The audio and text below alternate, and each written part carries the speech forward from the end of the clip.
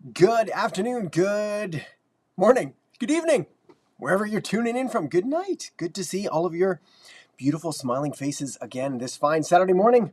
Excited to have a chat. Let's hear what's going on. What is up in the in your worlds, in your business worlds. I'll fill you in on what's going on over here. Some exciting news, mostly in regards to AI of all things, which is going to be fascinating. Seeing as last week's video, if you caught it or not, was on the AI bubble and how it's about to pop. Bit of a clickbaity title, not going to lie. Got some interesting engagement from people not normally present on the channel. Happy to voice their 2 cents, but there's been some crazy things going on, specifically around Midjourney. I don't know if anybody has been playing around with that one, but I've started using it more for ideation and concepts and basically just coming up with rough sketches significantly better than I could jot out by hand. And some of the things that they're doing, it'll blow your mind. It'll blow your mind. So we can talk about that. We can talk about anything else that you got. So fill me in, and we'll hit this for 1 hour, and then we're going to bail because it's pancakes and family time. Priorities, right? Elon, how's it going, buddy? Good to see you, my friend. It's been too long. It's been a week, which is too long. I've missed you. So, what I meant last time. All right, a follow-up from last week's question. I might need context, but let's see if I can figure this out. Presenting the problem the ideal customer is facing right now and then positioning my product as the solution. Example script yesterday. My son fell and got bruised because his shoes. Yeah, so again, without much more context around this, essentially when you're positioning it like that to try to sell something, you could just lead with like the story of it, but like that problem is very specific. So I don't know if I would lead with that one if that was my sole angle, like my son fell, because maybe they have a daughter or maybe they, whatever else. Like it's very specific. So what I'd rather do is I'd be like, hey, kids' shoes are always coming untied and da da da da da. Almost keeping that one slightly more general, but again, depends on the context of where you're responding to them. So let's dive into that a little more. Bizarre New Yorker, happy to be back again. Not as happy as I am to see you. Good to see you, Kevin. Brother, my man, I gotta get you like a special honorary badge, dude. You've not missed one. It's good to see you. One day you're not gonna be here for some reason, and I'm gonna send out a search party because I'll be genuinely afraid. Mel, good morning. Excited for another Saturday morning live session. Likewise, Mel. Likewise, glad you could be here. Would you be able to occasionally share a great email you received recently as well as a bad cold email you got and discuss what made them good and bad? Yeah, that's actually not a bad idea. I don't have any offhand, right? Because I'd have to like go search through things, and I don't want to make you wait as I look through thousands of emails. But that's a good idea. Let me see if I can remember to do that. And of course, I don't have my trusty pen and paper here beside me, like I always do. But yes, I mean the bad cold emails are like all of them. They're normally like if I had to provide some basic stuff, it's all the other person focused. So it's like, hey Adam, we want to do this and we want to do that and we want to do this. I was like, well, okay, cool, go for it. But that's not going to be for me. The good ones are always leading with just like an exceptional amount of value and authority and trust. So for example, hey Adam, know you're busy, so I'll get right to it. Here's this free thing that I've got for you. I've done it already for all of these other big names. They've got a ton of stuff. Happy to send it over, or here it is, take a look. Also, here's a link to my portfolio if you want some more stuff like that, or something. Like, legitimately, that's probably it. The busier the person is, the more succinct and valuable it's going to have to be. And there's an expression that I like, which is that free is already too expensive. So depending on who you're cold emailing, like money to me is not the biggest factor, time is. So the least appealing cold email ever is like, hey Adam, happy to hop on a 15-minute call. I'm like, I'm glad you are, but I'm not, because 15 minutes with you means 15 less minutes with my family or whatever it is. And that's not a fair pick, because I love all you guys, but we got to put our family there, right? Not to mention, if I said yes to every 15-minute call, I would never work. I would just literally be hopping on 15-minute calls and getting pitched to all day, which sounds like hell. So, okay. Elon, we're following up. My son was tripping because his shoes were untied, so I bought him these no-tie shoelaces so it won't happen again. Then showing the product your insights. Also, budget is small. Would you test ads on organic before running them paid? Let's talk about that one first, dude, because basically, if your business is doing less than 20K a month, I don't want you to run ads at all. Just because unless literally all you want to do is learn how to run ads and do copywriting and things like that, then by all means go nuts. But like as a scaling strategy, especially with no tie shoelaces, I don't think ads are going to be your best bet anyway, because you don't have the margin for it. Like, what do they cost? $20, right? And you're going to be paying $1 a click. Your landing page is going to convert at 2%.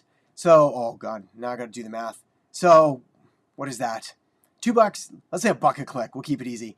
100 clicks, $100 spent, 2% conversion rate, 2 sales, $40. So that means you're going to spend 100 to make 40. That's bad. Very bad. Also, I'm not a big fan of that copy, but we can talk about that more later. Go to ChatGPT, see what they come up with, and then hit me with that one, and we can take a look. Ruben, hello everyone. Ready for this week's live chat with Adam? Ruben, good to see you here. Letty, morning, listening to you from Salt Lake City, Utah. Thanks for your job. Thanks for being here, Letty. Mladenov, good afternoon, my friend. Where are you tuning in from? Let me know, because it's afternoon already, and it's only 8 a.m. here. Robert from Pensacola. Good morning, Robert. You got good company down in Florida. Our man from the armpit of the south will be here shortly, I'm sure. As I sip my tea. Oh, I left the tea bags in. It's going to be pungent. We're going to roll with it. Black Girls Console 2. Good morning, everyone. Good morning to you. And I forgot your name, so let me know again, please. That would be great. Kumbar. Hey, my friend. Naughty Tuber. Hello, Adam. I'm not sure what that means. It's a funny name, though. Blacked Out Incorporated. Hey, Adam, thank you for all the great information. Man, my pleasure. Good for you for taking it all in. Make sure to keep taking action. Dasha, hello, everyone. Pink hand waving. Oh, yeah, that's right. I forgot to tell y'all. The software that I use here, when you drop an emoji, it just like puts the text of whatever that emoji is. So whatever the pink hand waving is, we're going to visualize. Alexandru, good morning. Good morning to you. All right, Mladen, can you please share with us best performing Facebook ads campaign at the moment in a bit more detailed? Yes and no. So one of the fun and not so fun facts about running Facebook ads, especially for larger companies and that, is they typically have ironclad NDAs, non-disclosure agreements, which means that I can never share anything, which is kind of a bummer. That said, what I can do is I can extrapolate the lessons. I can translate them and share what I'm able to share, and I can also share anything that I'm doing personally, which is most of the reason that I run Facebook ads right now, is for testing, for lessons, for any other information that I can glean to pass on to you. So I do have some that I'm running as tests. I don't have them available right now to open up because I'd have to go into my ads manager and share screen, and I don't know how to do that and block the ad account. So we're gonna work on that later. What I can do is give you some best practices. I'll tell you exactly what's working right now. Image ads, more so than video ads. Even for me and some of the other businesses that we're running who likes video and would consider myself above average at video, I still do mostly image-based ads. I just find I have more flexibility to scale them up, and I have the ability to create more variations of them with minimal, almost negligible additional work. The other thing that I'm playing around with more, and I alluded to this earlier in the beginning, is Midjourney. So Midjourney has recently changed, much like ChatGPT 4, it's always a mouthful, where they now have a subscription service, and you can pay monthly, and I think it's $10 a month. Whereas before it was free, but then there was backlogs of stuff. In my opinion, if you're running a business of any kind, $10 a month is chump change. Like, it's mandatory business expenses. And the stuff that you get back, absolutely insane. In fact, let me know, Mladen, what is the product or service that you're selling?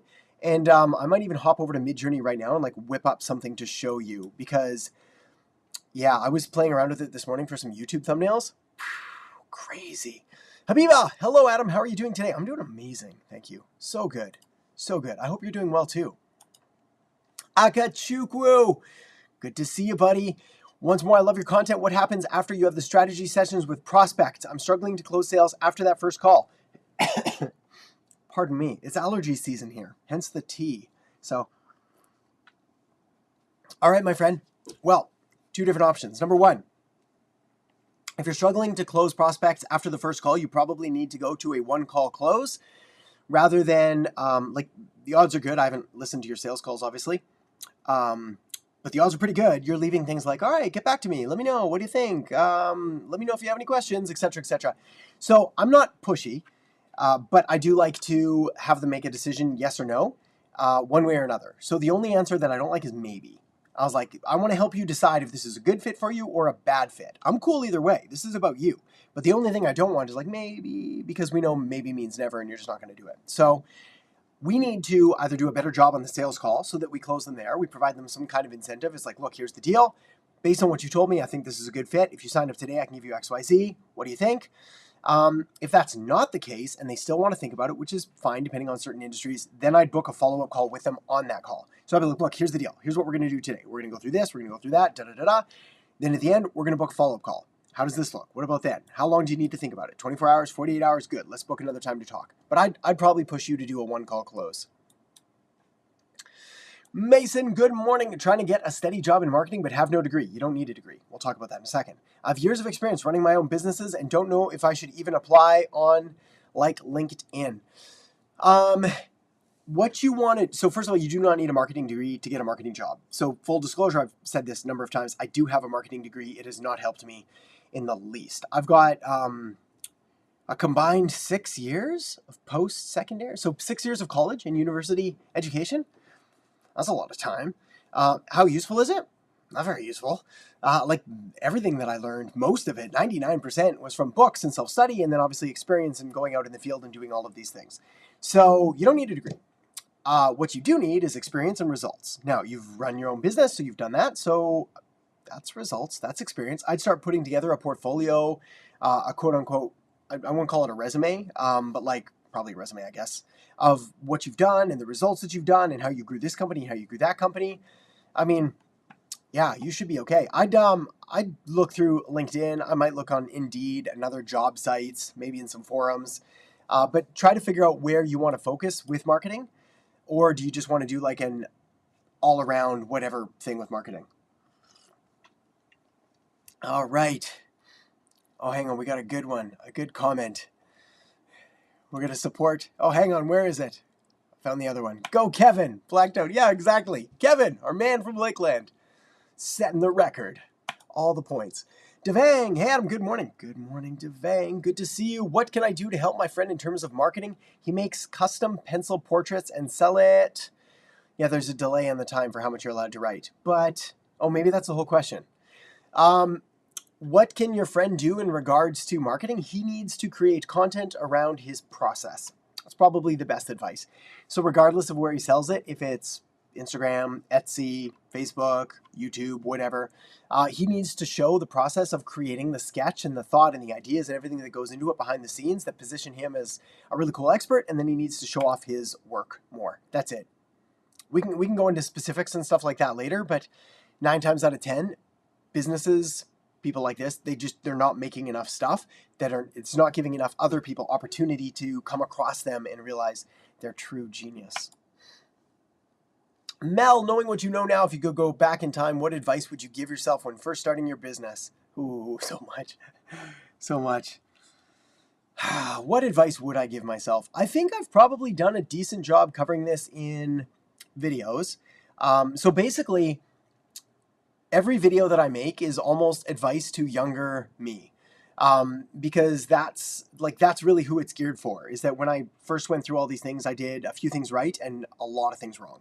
And so every video that I make on like top strategies or mistakes to avoid or whatever it is, those are all for a version of me. They're for anyone else starting out in business that's from long ago. So tons of advice, honestly. If I had to pick one, I probably would have focused more on sales. This is going to be hard for me to say. I feel it uncomfortable already. I probably would have focused more on sales and less on marketing initially. So because I was in marketing and I loved marketing and I thought everything about it was amazing and I loved the idea of making sales without actually having to do sales, I doubled down on that a lot. So I spent too much time on logos, websites, maybe even content, things like that, when what I should have been doing is tapping my network, more uncomfortable one-on-one in-person consultations, like anything I could have done to put myself out there in front of more people, that would have been more beneficial. And then I could have done all the other stuff after. It's like if your business is doing, let's say, less than, let's use easy numbers here. Like if your business is doing less than 6 figures a year, you don't need anything but sales. That's it. It's like you've got to get in front of more people and make more offers and talk to them about how you can help them and you can help more people. To me, there's a few, like, this is a tough one to say, but I do believe most businesses can hit the 7-figure mark if they want to. I believe 6 figures is kind of a given. So if you're not at 6 figures now in business, then you're doing something wrong. And this is a hard one to say. I know a lot of people don't like hearing that, but the fact is, 6 figures is just a matter of hustle, grind, effort, selling stuff to people. To go from 6 to 7 figures, you probably need some decent marketing and some offers in that. And then to go from 7 figures to 8 figures, so to like go from 1 million to 10 million, this is where you have to start incorporating teams and systems and things like that. And you may or may not want to do that at all. But 6 figures, just more stuff, more like churn, more churn is in the like churning up the butter. That was a weird analogy. Action. Okay, Stevie, what is a good tactic for reaching out to new Instagram followers to get them on a booked call? I offer website design and online marketing for general contractors and construction companies. So if you've got a new Instagram follower, presumably your Instagram is related around things like web design and online marketing for general contractors and construction companies. So presumably your new followers are good fits. What I would do is the very first thing is, oh, actually, hang on. I got an even better answer. I was going to say just make contact, like just write something and say hi. The real secret, and this is something I learned from a friend of mine who opened my eyes to its power, is I would send a, hang on, I'm going to choke and cough right on the cliffhanger. A personal video greeting to them. In fact, I'm never in my Instagram DMs, but let's go in there right now. Terrifying thought. Terrifying thought. Hang on one sec, because I just want to make sure that I'm clear on exactly how to go do this for you. Oh, hang on, I might be even in the wrong account. This might not happen. Oh, might not happen. Oh, there we go. It is happening. So go to your DMs.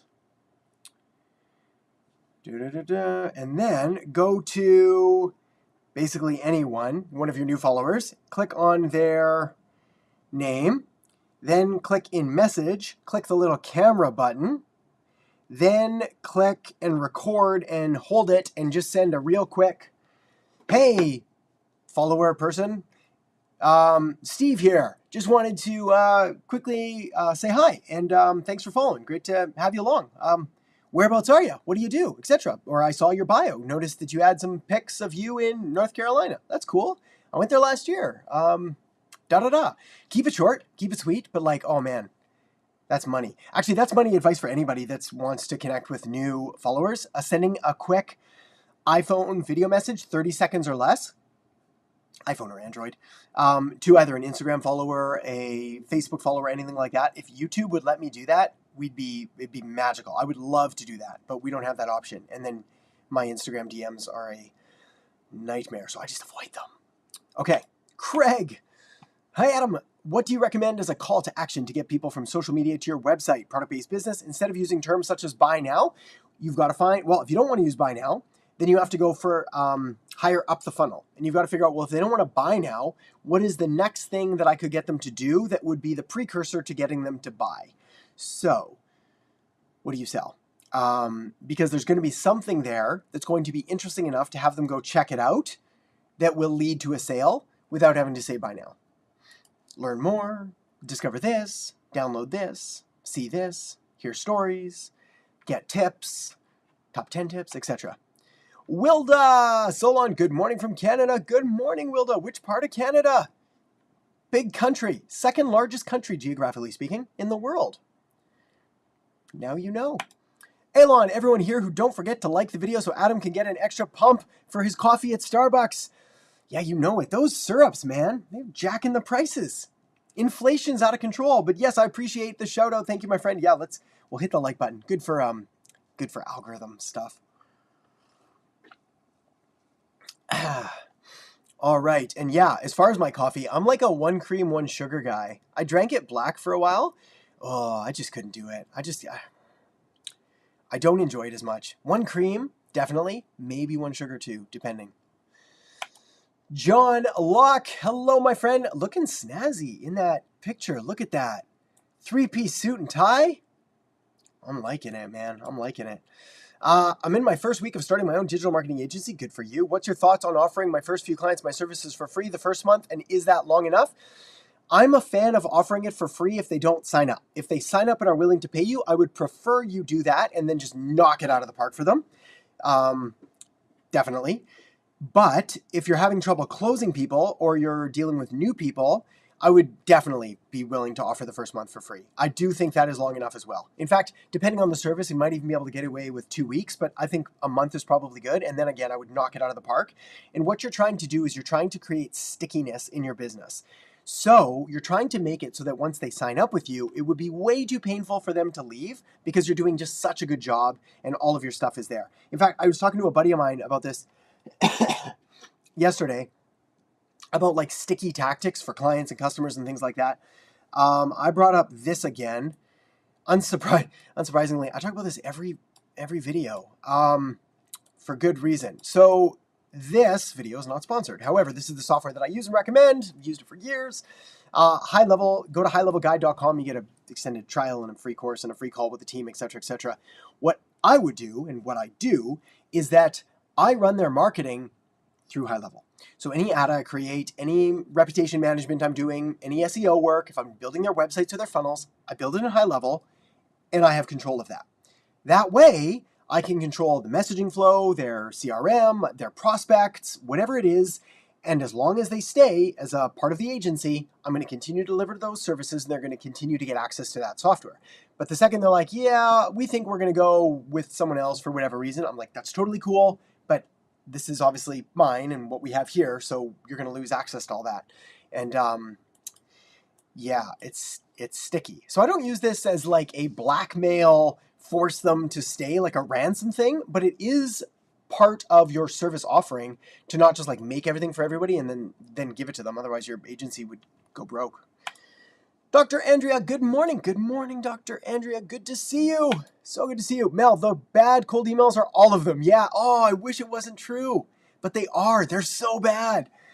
In fact, there was a period of time, probably about a year ago, I'm sure I talked about this in a live, where I was getting like 3 of these a day, where it was like, hey, Adam, happy to write like 3 emails for you for this to help you increase whatever. And it was like all of the same copy paste template. And I finally started writing back to these people and I was like, who is teaching you this crap? Who out there is telling you to do this? It is terrible. Stop doing it. And at first I tried to help and wrote back to everyone. I was like, please stop listening to this person. If they're telling you, is this working? And they'd all write back and they'd be like, no, it's not working. I'm like, no kidding. It's terrible. Did you pay someone to give you this advice to do this?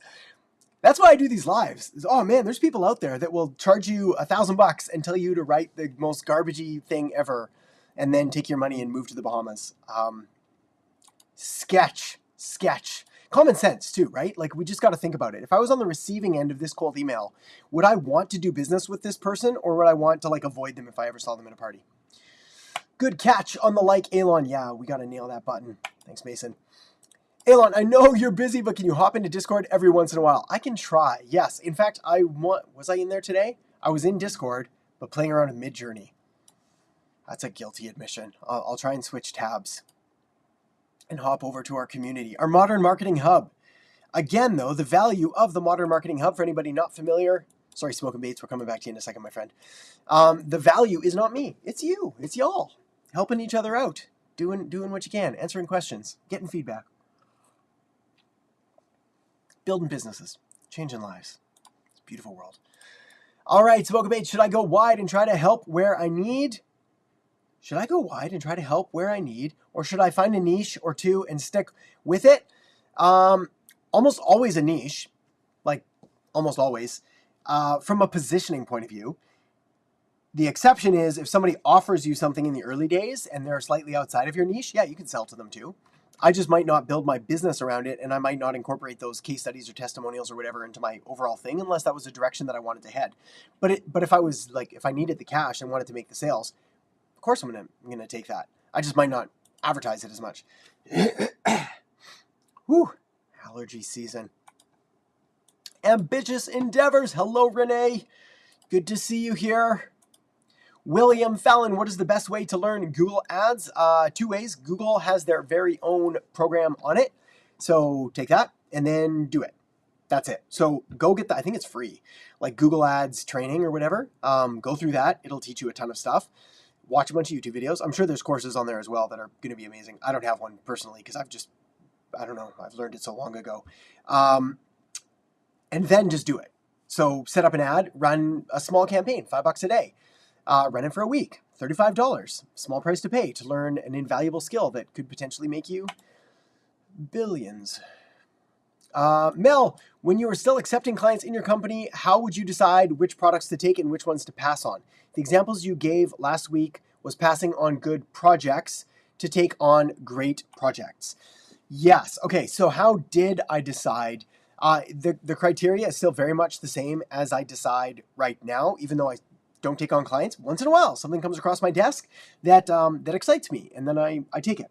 So Derek Sivers is the founder and creator of a company called CD Baby, and he sold it many years ago. Very fascinating, interesting person, good writer, great creative mind. He wrote a book called Hell Yeah or No. And basically, if something comes across your plate, it should either be like a hell yeah, like I'm definitely doing that, or it's a no. So if it's like that might be good, then it's a no. If it's a maybe I could do that, then it's a no. Like if it doesn't jazz you up to do it, then it's a no. So for me, that's basically everything now. So if something comes across my desk, 99 times out of 100, it's kind of like, ooh, that'd be good, but it would pull me away from all these other things, so it has to be a no. In the early days, if it came across my desk, everything was a hell yeah, because I needed the money. Right? That's how we run a business. And you don't get rich by saying no to all of the opportunities. But eventually your plate fills up. And if you're even half good at what you do, it's going to fill up pretty quickly. So then you have to start using different criteria. So I've got like a mental checklist that I run through in my head on like how profitable is it? How scalable is it? How much is this going to utilize my unique skills? Am I able to provide something that other people can't here, differentiate myself? Is this going to grow my case study or testimonial or referral list? Am I going to be able to get amazing results for someone? Another reason that I don't do much consulting for businesses anymore is because it does not make sense for me to go consult them when what I would tell them is probably stuff that's available on the YouTube channel. So most businesses say they're at less than $1 million a year. There's very little that I can offer that I haven't already said because it's relatively simple. It's not that nuanced. Like we need to probably make more offers. We need to improve them, improve our messaging, et cetera, et cetera. So I'm not going to be able to get you a $10 million return on investment for my already insanely high fee. So what we need to do is we need to start looking in different areas to find clients that would sort of fit that where you're able to get the best results. I hope that all makes sense. So yeah, it's going to be a moving scale. As you take on more good stuff, you're going to have to refocus. You're going to have to, I'm going to close that. Sorry, Renee, one sec. You're going to have to refocus on where you want to go and make sure that your goals align with the projects that you're actually taking on. Admittedly, I said yes to way too much stuff for way too long. I still do, admittedly. I just like doing a lot of stuff, and it is not the best plan. So yeah, you're gonna have to be selective. It's a muscle though. You'll develop it. All right. Renee, I was listening to a few of your LinkedIn videos and I couldn't find the video where you were referring to someone else that I should look up on YouTube. I don't know, my friend. I've referred to a lot of other people. You're going to have to be more specific. Anything? Any other details you can give me? Were they tall, short, man, woman, young, old? Elon, how should we convey that the message is a two-part message? I don't know what you mean. Clarify that one for me. What message? What one part? What two part? King, hey, I recently found a course on working with ChatGPT and making money online. My question is, can I use it if I don't have a background or knowledge in marketing or anything else and depend on just copy and paste whatever ChatGPT is saying and help customers? Or do you think I must have a better understanding first in the field and then adjust information that ChatGPT is giving? I definitely think this one, the latter, not the first one. Anytime you come across a make money online, get rich quick, copy and paste system, run. And the reason is because if you can do it, then everyone else can do it, which means that it's going to become saturated, bam, like that, like immediately competitive. The second, in fact, there's a lot of cool stuff that I'm into. I like guitars. Wrong finger. There we go. I like guitars. If I'm doing guitar, looking up guitar reviews or whatever it is, and all of a sudden someone comes out with a video and they're like, this new guitar is the coolest guitar ever. Here's why. The second that video comes out, the prices of that guitar skyrocket because competition. Now everybody knows about it. Same thing happens with these business opportunities. The second something comes out that takes advantage of a hack or a loophole or a copy and paste thing that requires no significant skills, you're basically playing arbitrage where you're taking inputs, putting them in, getting an output. So I don't much like arbitrage businesses anyway, because the arbitrager in the middle always kind of gets squeezed. But also you don't have any competitive advantage at all. So don't like it. Katarina, any tips on event marketing? That's a broad question. Katarina, anything in specific? Like content for it, how to set it up, how to structure it, how to fill it, how to get leads? A lot of stuff we could go with on this one. I think if I was going to give you a broad generic tip on event marketing, I would say get crystal clear on who it's for and the main benefit of it that they're going to walk away from. That's a big one. So not just like, here's a marketing event, but like, here's a marketing event for this kind of person where you're going to learn XYZ or do ABC or whatever it is. Brian, oh man, loving the Christmas themed avatar. You just said no ads of making under 20K, but I want to try running Facebook and Instagram ads targeting Band Direct, a conference starting tomorrow. Do you have thought or idea? Yes, it depends on your goals for the ads. If you're using Facebook ads to scale your business and your business is doing less than 20K a month, the reason that I don't like it is because there's 99 times out of 100, significantly more damage you can do with good organic messaging and really dialing that in first before throwing money at it. Advertising is an accelerator, not an initiator. It can take a really good offer that is proven to sell, put it in front of more people, and make you more money than you could ever dreamed. It can also take a steaming hot pile of garbage offer, put money behind it, and you'll go broke and ruin your business even faster. Right? So how do we know? How do we know if our offer is really good? Most people think it is, but if the business is still like sub 20K a month, I'd argue there's room for improvement on that offer. So if that's the case, run like hell. On the other hand, if you just want to try it, I'll go for it. Go nuts. Have some fun. Learn. Play around. Like if your goal is to do marketing and you want to get better at running ads, you need to run ads. Despite no matter what level your business is at. You could be broke, get a side job, make $15 an hour, spend $5 an hour running ads or whatever it is. So yeah, I think I'm cool with that. We just got to be aware of what we're doing and why, and the goals for it are. Alicia, good morning. Very happy to be live with you today. Thanks for the Discord server too. My pleasure, and glad you're here as well.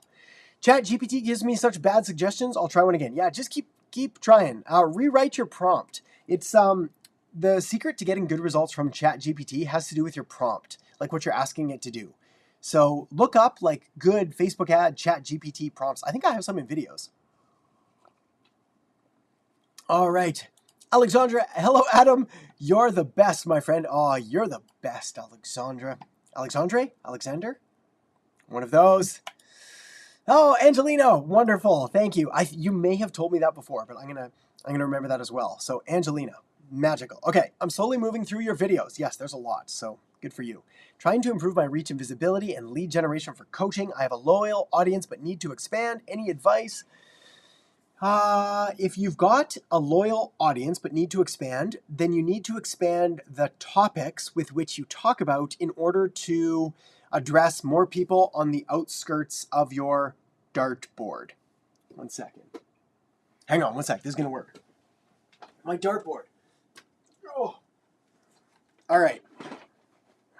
It's rare that I actually have a prop handy. Let's do this together. When you think about marketing and you think about your loyal audience, I'm going to like cut myself up. I didn't realize how sharp this thing was. Bear with me. Your loyal audience is the bullseye right there in the middle. So anything that you talk about, they're going to find interesting and you're going to attract them. But you'll also notice that the bullseye is the smallest area on the entire dartboard. This is because it's only people that align with basically everything that you say and like everything that you do and et cetera, et cetera. As you start moving out further, you have to get slightly more broad and more beginner focused normally on the topics that you're talking about in order to appeal to a wider and more diverse range of audiences with different interests. So for example, if I were to talk about marketing, my bullseye would be like, I don't know, advanced Facebook ad tracking, pixel setups, and conversion events for optimizing 8-figure campaigns or whatever. It's like, yeah, cool. We're going to get people, then they're going to be in that bullseye and they're going to watch it. And they're going to be like, all right, cool. But if I want to expand more, I'm going to have to come out to this side of it. I'm going to be like, okay, well, social media tips. Well, we're getting pretty broad, still not broad enough. I could do content marketing, probably a bit broader. I could do marketing strategy. All right, so now we're kind of like in this middle ring area here. And then I could go like business growth, and now we're about here. And then I could just do, here's how these businesses made $10 million. And now I'm sort of like super broad. This thing weighs a ton too, hang on. Thump. So that's basically what you have to do is you've got to take whatever super niche topic that you've been creating content on, and you've got to expand it, and ideally start appealing more towards, say, beginners, because they're going to be a large and almost unlimited audience of people that are going to come into your stuff. There's a reason that I still make, and probably more so now than ever before, a lot more content around and for beginners. It's because there's always new people coming into the space that are not going to be ready or interested in all of that like super geeky high level stuff. Hope that made sense, Angelina. Let me know. Bizarre New Yorker, I'm trying to learn more about 80-20 principle. Can give me YouTube channels I can watch? I don't have any YouTube channels on the 80-20 principle. It's kind of like it's still a relatively, I don't want to say unknown concept, but I don't know if you could build like a whole YouTube channel around 80-20. It's kind of just like a thing that you just know and do. If you're interested, you could look up, I can give you some books. So Essentialism by Greg McKeown, The One Thing by Gary Keller, obviously 80-20 by Richard Koch, 80-20 Sales and Marketing by Perry Marshall. Oh, there's another one. Hang on. It's the 10X. 10X is easier than 2X by, man, my brain today. 10X is easier than 2X by Benjamin Hardy and Dan Sutherland. Dan Sutherland. What's his name? Come on. Strategic coach. Dan Sullivan. Oh, I'm sorry, Dan. It's been one of those mornings. Yes, good. So look those up. All of those would be good. I'd probably start with 10X is easier than 2X. Fascinating stuff. But yeah, it'll change your life. I don't say that about a lot of stuff. That's one of them that actually will. Jayanta, hello. Hello, my friend. Good to see you. Mohammed Akib Javed, it's Akib from Pakistan. How are you? I'm amazing. Akib. How are you doing? I have a question. What's the best strategy to use Instagram and TikTok for e-commerce business? Please give a brief overview. Thanks in advance. If you're trying to do e-com for Instagram and TikTok, the answer is pretty simple. It's going to be short form vertical videos that highlight the benefits of the product and are really well produced. That's basically it. So what I would do is go to TikTok ads catalog. They'll show you the top performing ads, and then look at those and model them. Don't copy them exactly, but just model after them, and you will do well. Katarina, opinions on experiential marketing. Just a trend or here to say? So essentially, if by experiential marketing you mean like creating an entire experience around whatever it is that you're selling, I don't have tons to say on it. It's like, mostly because I think the term itself might be a bit of a fad where we're trying to find new fancy ways of saying things that we've done for decades, if not hundreds of years, where we're trying to build community and engagement, trying to showcase the benefits, trying to highlight the end results and the outcome and all of that stuff. Like, none of that is new. It's really going to depend on the product or service that you're selling and just like how high ticket it is and if it even warrants something like that. And again, depending on how hungry the audience is for what it is that you're selling. All right, let's keep scrolling.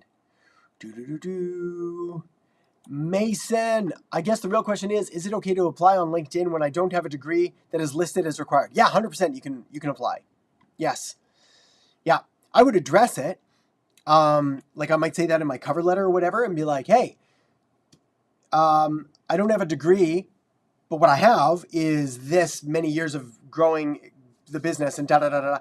Like, they're really just using it as a filter thing to try to, because like anytime they put out a job posting, depending on the job market, but like, for example, even if I put out an ad for like a YouTube video editor, I get hundreds of applications and it's overwhelming. Like, there's no way that we can go through all of them. So we need these filters in place to start like just getting rid of some people. So yeah, apply anyway, 100%.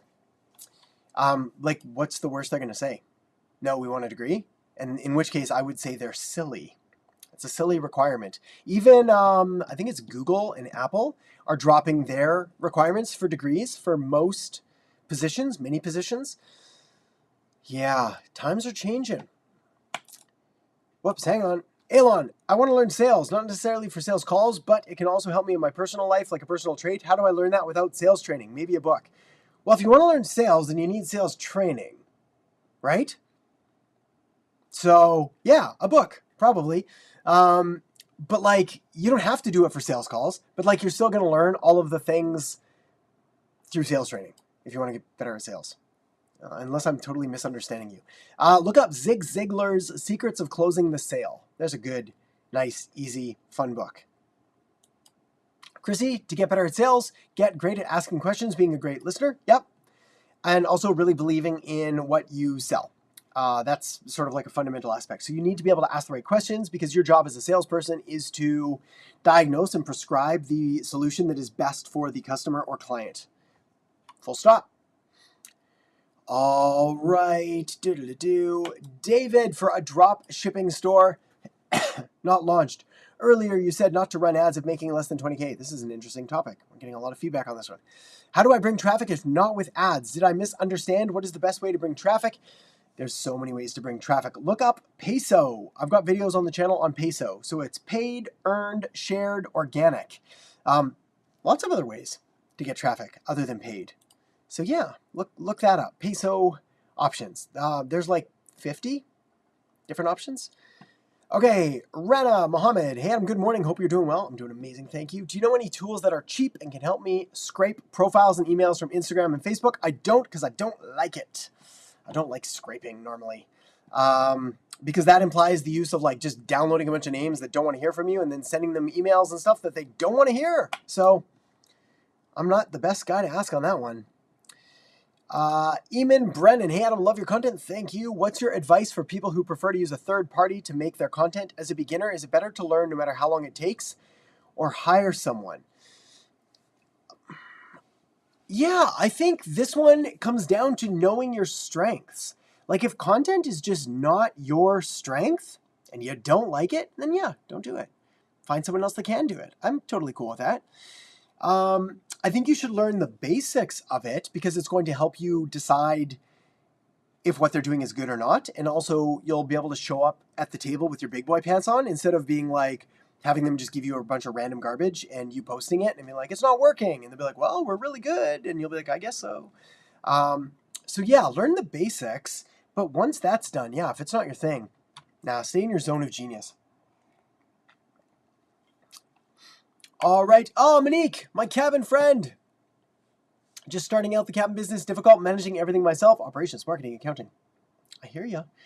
What do I do as it's more of a one-man show, not have enough funds to hire more people? Yeah, you keep hustling. Oh, I wish I had a better answer for you. Like there's the magical unicorn fairy that's going to come and do all your work for you. But there's not. It's you, Monique. It's just you. So it's going to be a bit of a joke and a bit of tongue-in-cheek, but like sleep less.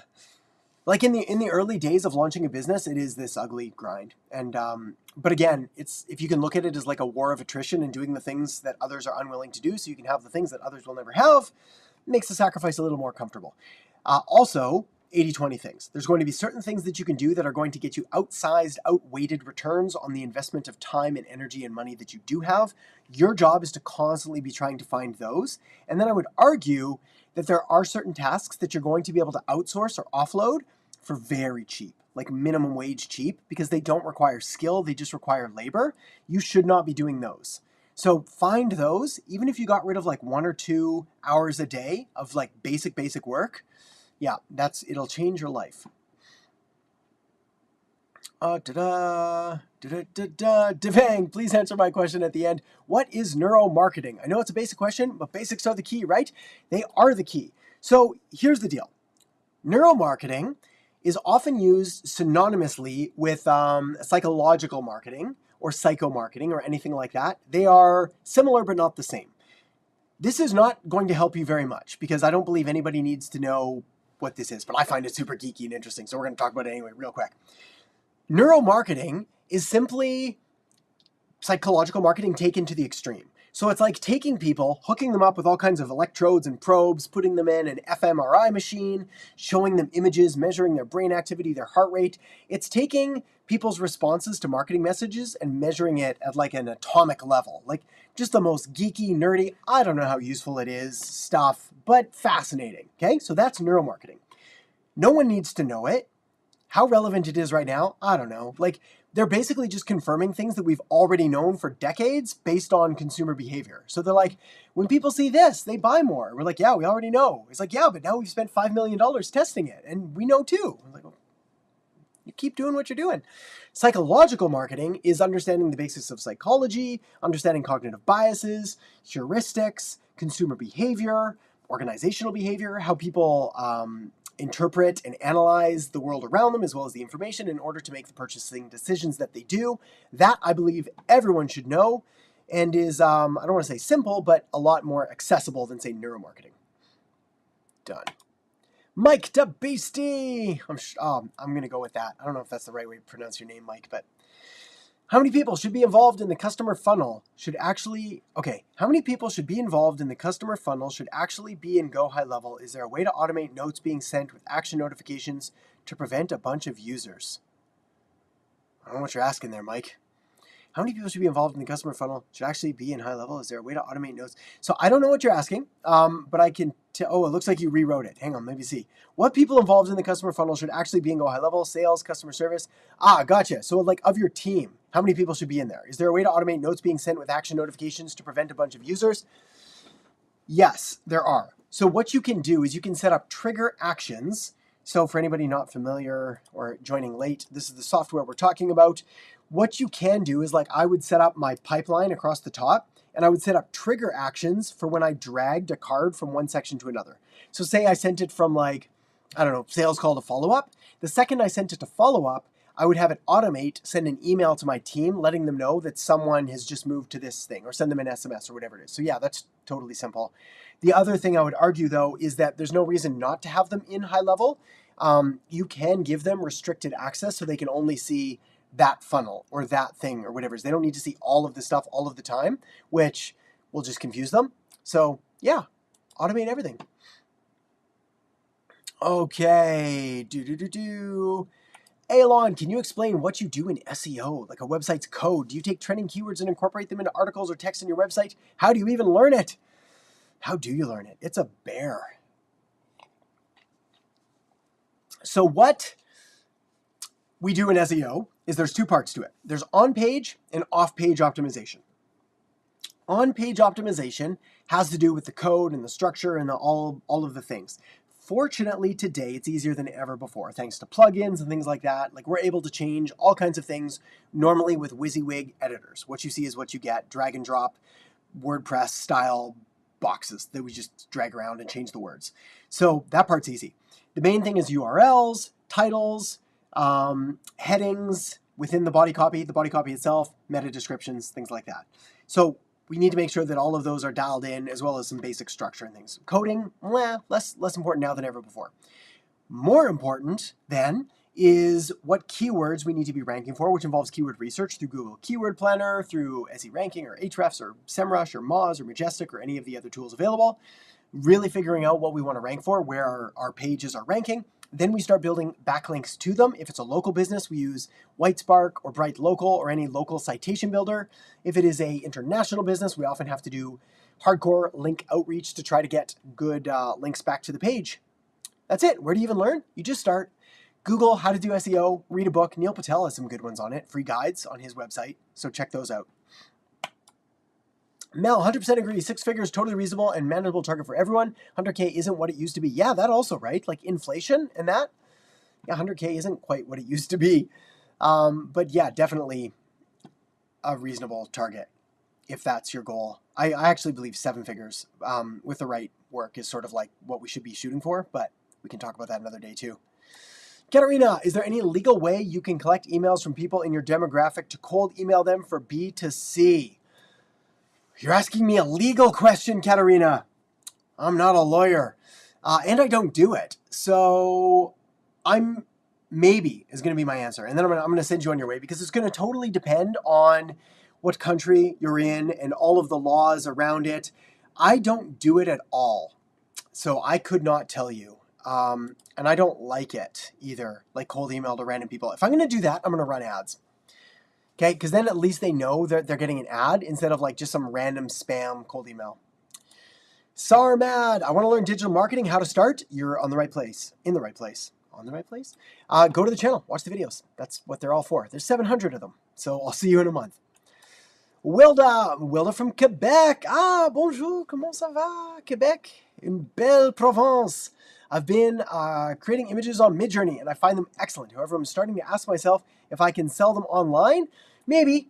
Yeah, some of the images are amazing that Midjourney creates. Can you sell them online? I don't know, maybe. I'm not a huge fan of that again because of arbitrage, but that doesn't mean it can't be done. So prove me wrong.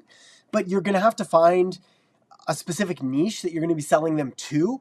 You're going to have to sell them with some kind of differentiation or unique value proposition, unique selling proposition around it. Because otherwise, why wouldn't I just go to Midjourney and get it myself? That's going to be the answer you got to answer. That's going to be the question you got to answer. Answer. Stevie, thank you. Super helpful answer. Glad you found it valuable. I thought about doing video outreach last night, and it's great to hear that is the way you'd recommend. I will give it a go. Yes, 100%. Yeah, so for anybody who missed that part, my advice for doing cold outreach of any kind to new followers is sending a video message to them to introduce yourself. Powerful stuff. Jesse Dale. Help me out, Jesse. I'm a web designer who works with mental health professionals. I want to be able to figure out the best way to help them get more clients looking for therapy. How'd you approach that? Okay, so a web designer who works with mental health professionals. So congratulations already, because you've got a niche and a niche. So you're not doing marketing, you're not doing web design, you're doing web design for mental health professionals. Here's the next kicker. I want to help figure out the best way to help them get more clients looking for therapy. So what you need to do now is you've got half of your value proposition done. I'm a web designer who works with mental health professionals. So I call this my clear value proposition. We help X with Y so they can Z or Z without W. So you've got the X and Y. I'm a web designer who helps health professionals so they can get more clients without doing something they hate. That last part's optional. So you probably need to say, look, I'm going to help you build, like, how do they normally get their traffic? Is it through ads? Is it through referrals? Is it through SEO? Because all of those are going to change the message that I use. One sec. For example, we build high converting websites for mental health professionals so they can turn more referrals into ideal clients. That was terrible, but workshop that one. We build search engine friendly websites that rank higher. We build search engine friendly websites. Nope, we can do better. We build search engine friendly mental health websites to help you rank higher and get more clients. Anyway, you can tell I workshop these a lot. So right now, all I want you to do is basically like write those all out, write 10, 20 out, rewrite them, reorganize them, and then run them by your ideal customer avatars and be like, which one do you like the sounds of most? And that's it. As far as how I would get them more clients, it totally depends on where they're coming from. Like, are they coming from referrals? Because then I want a website that basically does really well when someone goes there. So it's like full of testimonials and case studies and reviews. Obviously, you can't show all names with like mental health professionals. It's like, hey, Adam used to be crazy and now he's not crazy because of me. It's like we don't do that. But we can do a decent amount, or we can get other recommendations or things like that. So yes, let me know how that goes. Let me know what you end up with and we can workshop it. AJ, I want to offer my web design services to small YouTubers for free and have them include a small, honest review. Do you think it's going to work? Yep, I do. Yep, totally. That's it. I just reach out to small YouTubers and be like, hey, love your channel. I would like to build you a website for free. Here's some samples of previous websites that I've built. Only thing I ask, or like, why am I doing this? Well, I'm trying to get exposure and break into this niche, and I'd love if, in exchange for a completely custom free website, you gave me an honest review about what you thought. That's it. If all cold emails are bad, why not make warm emails? Because warm email, I don't know if you're joking, but that's funny anyways. But like, because warm emails obviously involve knowing the person, right? There's some kind of level of connection. All right, the lady writes, hi all, it's been a while. Katarina? Is that right? Good to see you anyway. Marley Edits, I sell thrift women's trousers on the Instagram. Average orders I receive in a day is 3. I want to achieve 50 orders per day. How can I do this? Each product is unique and customers can't reorder the same. So if you want more, then you need more content or more ads in this case, really, because it's like if we have an offer that is already proven to sell, which it is, because 3 orders a day, I would definitely qualify as 3 orders a day as proven market demand. We need more content, more stories, more reels, more posts showcasing what we've done. Probably a little bit of UGC, some user-generated content, encouraging your customers to post pictures of themselves and share that. Or you could run ads at it, but I would do the ads way after. The big thing I would do right now is try to get UGC, user-generated content from your customers to send you their stuff, to tag you, to post their things, to share it on your stories.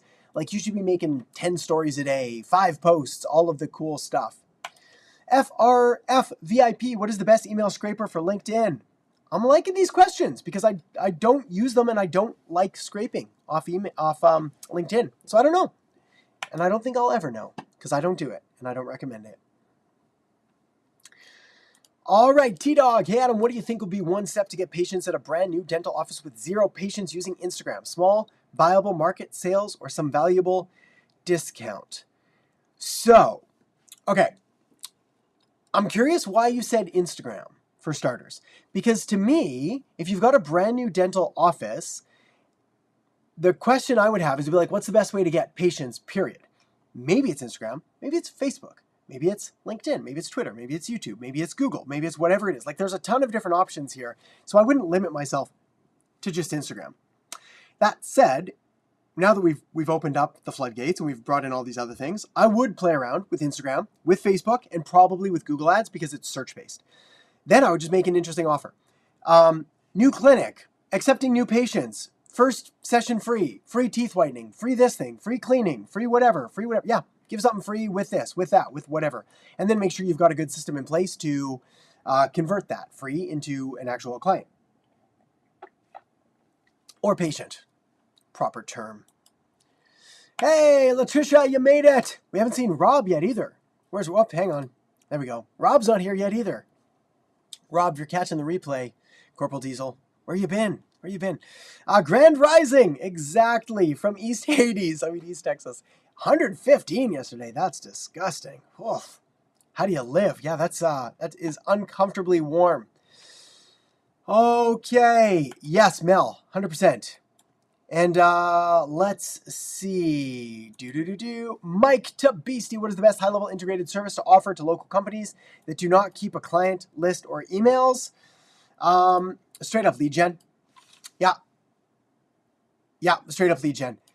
Facebook lead ads using an instant form that sends them to an SMS, that makes an irresistible offer, that follows up with SMS, that then pings the customer's phone with a new lead as it comes through. It'll blow their mind. Like, because I promise you, like every other marketing agency in the past has not done that for them. So if you're the one that's like, hey, whatever, local business as well, that's my preference, is, hey, your phone is now lighting up like a Christmas tree with all these leads that I just got you. And then again, the sticky factor of they'll be in your system and they'll stay for a lot longer. Okay. I got 2 minutes left and I got a jet. Let me see if I can find... Oh, Maddie! Whew, you made it. Whew. I was scared. I'm glad you're here. Yes, listening to 10X is better than 2X Game Changer. It is. I've listened to it, read it a couple times now, which I do for many books, but that one in particular. Okay. Is the correct microphone plugged in? Oh, it totally wasn't. Dude, you gotta tell me earlier. Hang on, what is even happening? I don't even know. No, it's plugged into like that one. Check this out, hang on. I don't even know why this isn't working. Check. Yeah, you know what? It's not even working. I'm just talking into this mic. That's going to sound exactly the same. I've had this dead mic in front of me the whole time. Dude, you got to let me know earlier next. Classic. That's the beauty of live. There's no polish here. It's pure, authentic awkwardness at all moments. Jesse, how do you know how to make your offer better? You have to ask, well, you measure it. So it's like, how many sales are you getting? How many do you think you could be getting? Are things going up or down? You test different offers. Also, you really have a chat with your ideal customers and you be like, do you think this is good? Do you think this is good? Do you like this one? Do you like that one? It's like that old expression, no battle plan survives first contact with the enemy, or Mike Tyson's less eloquent one. It's like everybody has a plan until they get punched in the face. Very much that. Okay, Angelina, my pleasure. Yeah, that's right. Random rant with random stuff. I'm gonna have to put my office back together. Laurie, glad you could make it. All right, hang on. Let me see if I can find one here.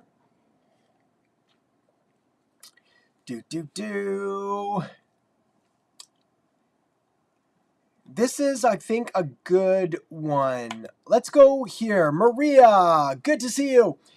How you increase organic reach in LinkedIn and Facebook, taking into account the company is B2B and B2C oriented. Well, first of all, it's tricky if a company is B2C and B2B, because those are like two different worlds and they don't overlap. So you're already got a bit of a challenge there. We might even considering, depending on I'm gonna give you with more questions than I am answers today, sadly.